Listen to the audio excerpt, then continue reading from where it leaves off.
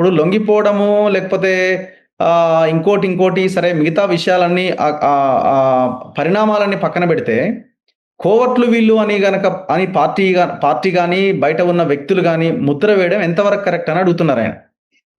కోవట్లని ఎట్లా అంటారు? బయటెవ్వరు కోవట్లు అంటలేరు. బయటెవ్వరు వాళ్ళు ఇంకేదో చేసిండంట. అందరి బాధ ఒక్కటే. వీళ్ళు బయటికి రావడం మీద గూడా ఎవ్వరికి అభ్యంతరాలు లెవ్వు. కానీ బయటికొచ్చిన విధానం, ఆ విధానం ఏదైతే ఉందో, హ్మ్. ఇప్పుడు భార్యాభర్తలు సంసారం చేయాలి. భార్యాభర్తలే వాళ్ళిద్దరూ భార్యాభర్తలే. భార్యాభర్తలే గదా అని నేను రోడ్డు మీద సంసారం చేస్తా అంటే ఒప్పుకుంటారా? సమాజానికి మెచ్చుతదా? సమాజం నచ్చుతదా? అరే మేము భార్యాభర్తలం, మేము రోడ్డు మీద సంసారం చేస్తామంటే చూస్తూ నవ్వుతారు. హ్మ్. ఇప్పుడు ఇక్కడ జరిగిందల్లా ఏంటంటే మేమందరం వచ్చినాం. మేమందరం గూడా వచ్చినాం. హ్మ్. రావడము, పోవడం అనేది ప్రజాస్వామ్యబద్ధంగా ఉండాలి. వాళ్ళు రావడాన్ని ఎవ్వరు వ్యతిరేకిస్తలేరు. హ్మ్. ఎవ్వరు తప్పుపడతలేరు. అది కోవట్లంటరా, లేకపోతే ఇంకోటి ఇన్ఫార్మర్లు అంటారా, వాళ్ళ వల్ల ఏం జరిగిందని గూడా మేము మాట్లాడతలేము. మేము మాట్లాడేదల్లా ఒక్కటే. ఇటువంటి ఉద్యమాల్లో, పోరాటాల్లో ఇటువంటి ఆటుపోట్లు ఉంటాయి. గాలివాటానికి సైకిల్ తొక్కడం చాలా తేలికే. గాలివాటానికి ఎవడైనా సైకిల్ తొక్కుతాడు. హ్మ్. కానీ గాలివాటానికి కాకుండా గాలి లేనప్పుడు, ఎదురు గాలి వచ్చినప్పుడు, ఎదురు గాలికి సైకిల్ తొక్కడమే గొప్ప ఇప్పుడు ఆ నేర్పరితనం అంటారు. ఎదురుగాలికి గొప్పతనం సైకిల్ అంటారు. అది గూడా ఆయన మాట్లాడారు. ఆళ్ళ వీడియోలో మా మా చిత్తశుద్ధి ఏందో, మా పోరాటం ఏందో పార్టీలో ఉన్న ప్రతి మెంబర్‌కి తెలుసు. మేమెంత నిబద్ధతతో ఇన్ని సంవత్సరాలుగా, దశాబ్దాలుగా పనిచేసినామనన్నది. మీరన్నట్టుగా ఆయన గాలికి ఎదురొడ్డి సైకిల్ తొక్కిన వాళ్ళలో ఉన్నవాళ్ళే గదా వీళ్ళంతా. మేమేం కాదంటలేము. కానీ ఈరోజు ఎక్కడుండి మాట్లాడుతున్నావు? హ్మ్. ఈరోజు ఎక్కడుండి మాట్లాడుతున్నావు? అక్కడ కూర్చొని ఆ! ఆ జగదల్పూర్‌లో వాళ్ళ తిండి తినుకుంటూ, వాళ్ళ ఆశ్రయంలో ఉండి, వాళ్ళ షెల్టర్‌లో ఉండాల్సిన పరిస్థితి నిజంగా తక్కలపల్లి వాసుదేవరావు అంటే నాకు అపారమైన గౌరవం.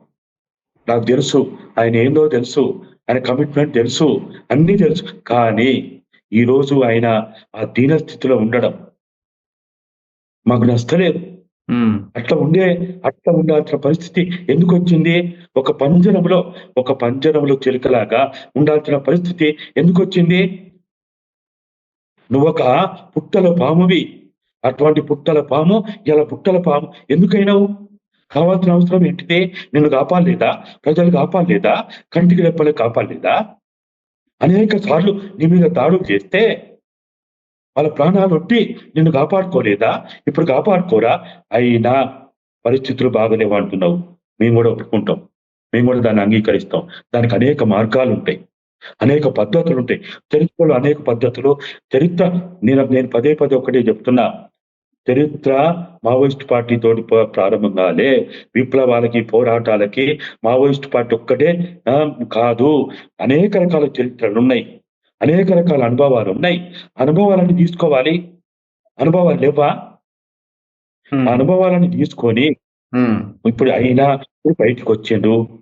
రా ఇప్పుడు నువ్వక్కడ ఉండి బుద్ధిజీవులు రాండి, పౌర హక్కులోళ్ళు రాండి అనంటే, ఆ ఛత్తీస్‌గఢ్, ఆ జగదల్పూరు నువ్వు వాళ్ళ పర్మిషన్ తీసుకొని, నేను వాళ్ళ పర్మిషన్ తీసుకుంటా, నేను వాళ్ళ అనుమతి తీసుకుంటా, మీరు రాండి అనంటే మరి ఆ! మీరు ఇక్కడి నా నుంచి వాస్తవంగా లెటర్‌లొస్తున్నాయి గదా! ఈ ఇదేనా పార్టీ నుంచి మీరు లెటర్‌లొస్తున్నాయి గదా! వీళ్ళు విప్లవ ద్రోహులు, వీళ్ళని శిక్షించాలే. యాక్షన్ టీమ్‌లు రంగంలోకి దిగినాయనే వార్తలు ఇవన్నీ ఇప్పుడు వాళ్ళు గూడా ఆలోచించుకుంటారు గదా! మరి జనజీవన స్రవంతిలోకొస్తే ఎట్లుంటదో సిట్యుయేషన్ అని. అందుకే మిమ్మల్ని నేను చెప్తున్నా ఆహ్వానిస్తున్నారు. ఆ! నే నేను మీకు హామీ ఇస్తున్నా, మన తొలి వేడుక ద్వారా నేను హామీ ఇస్తున్నా, ఆయన ప్రాణానికి నా ప్రాణం ఒడ్డిస్తా. హ్మ్. మా ఇంటికి రమ్మను. హ్మ్. మా ఇంటికి రమ్మను. హ్మ్. హ్మ్. ఆయన ప్రాణానికి ప్రాణం గాదు. ఆయన మీద ఎంటిక వాలకుండా మేము కాపాడుకుంటాం. హ్మ్. మాకా దమ్ము ధైర్యం ఉంది. హ్మ్. ప్రజలు కాపాడుకుంటారు. తెలంగాణ ఆయనను ఎంతో కాపాడుకుంటది. ఆ! కానీ ఇప్పటికి అక్కడ కూర్చొని మీరు రాండి, మీరు చర్చలకు రాండి, నేను అనుమతులు తీసుకుంటా, ఆ! నేను పర్మిషన్ తీసుకుంటా. ఈ ఈ అసలు ఇటువంటి మాటలు వాసన నోటితోటి మా తెలంగాణ ముద్దు బిడ్డగా, విప్లవ వీర యోధునిగా పెరిగిన ఆశన్న నోట్లోంచి ఈ మాటలు వింటా అని నేను మాత్రం అనుకోలే. ఒక గొప్పగా చూసుకున్నాం మేము ఆయనని, ఒక ఉమ్. గొప్ప వ్యక్తిగా చూసుకున్నాం, పోరాట యోధునిగా చూసుకున్నాం. అరే నేను ఇప్పుడు చెప్తున్నా కదా, నీ ప్రాణానికి మా ప్రాణం అడ్డిస్తాం, నువ్వు రా, మా ఇంటికి రా, మా ఊరు తెలుసు కదా, నేను తెలుసు కదా, రా. లేకపోతే నువ్వు ఎక్కడ నువ్వు చెప్పు, అక్కడికి వచ్చి తీసుకొచ్చుకుంటాం. అట్లా కాకుండా అక్కడ కూర్చొని ఇవన్నీ ఎందుకు? ఇప్పుడు ఇవన్నీ ఇప్పుడు అవసరమా? ఆయన ఆయన ఇప్పుడు ఆయన తన మీద చేసిన ఆరోపణల మీద రెస్పాండ్ అయ్యింది. ఇప్పుడు పార్టీ మీద ఎక్కడ విమర్శలు చేయలేదు కదా. అంటే మీరు అంటున్నది అక్కడి నుంచి ఇప్పుడు వచ్చేయమని, అంటే ఆయన ఇప్పుడు ఇంట్రాగేషన్ లో ఉన్నారేమో, మేబీ వస్తారేమో మరి. నేను అదే అంటున్నారా, నువ్వు ఎప్పుడైతే నీకు ఇంట్రాగేషన్ అయిపోతుందో, నీ పనులు అయిపోతాయో, పార్టీ పార్టీ పార్టీ ప్రకారం పార్టీ వాళ్ళ ప్రకటన ఏదో చేసిండు. ఉన్నాం కదా ఇక్కడ, అనేక మంది బుద్ధిజీవులు ఉన్నారు, ప్రజాస్వామ్యవాదులు ఉన్నారు, ఆ విప్లవ అభిమానులు ఉన్నారు.